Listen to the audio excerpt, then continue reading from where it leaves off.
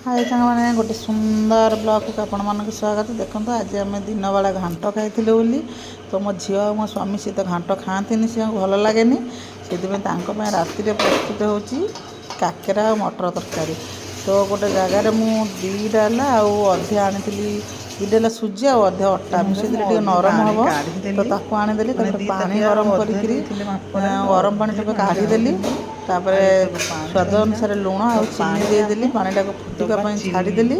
देखो अटा सुजीटा पानीटा पूरा भल से फुटीगला जो अटा सुजी मिक्स करते पानी दे मारिदेवा सीझापी छाड़देवा कारण सुजी आ सुजीटा टे सीझब ना तो छाड़देवा घोड़ेदेवा धीरे धीरे ढाकुणीटा काढ़ीदेवा आम सुजीटा पूरा सीझीगला भल से एमती धीरे धीरे मारिबा। देखो पूरा बढ़िया से होगला मोर डोटा प्रस्तुत। तो आम आज घांटिया खाई बोली सी खाई ना तो मो झी आ मो स्वामी हाथ में टे तेल नहीं हाथ में लग तो भल से हाथ में तेलटा लगे देकरी तो सी जो डोटा मुझे बनई भल से चकटे जेहतु मुझे अधिक करी समस्ते खाइबे बोली भल से पूरा चकटे चकटे पूरा भल से चकटे काकेराटा बढ़िया भाग फुल।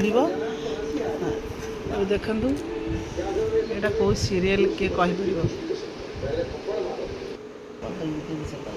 तो देखो पूरा भल से सब रेडी होगा मुझे सब चकाटी थोदेली ये पिठा तैयारी करी।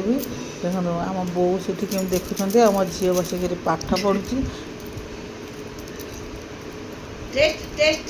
न खाई मुझे देखो आम बो कौन होती देखो पिठा तैयारी कर तेल गरम हो गला तो पिठा गोटा गोटा काकेरा छाणिली। देखो एपटे तैयारी चलती एपटे छणा चलती देखो केते सुंदर भाग पिठा फुली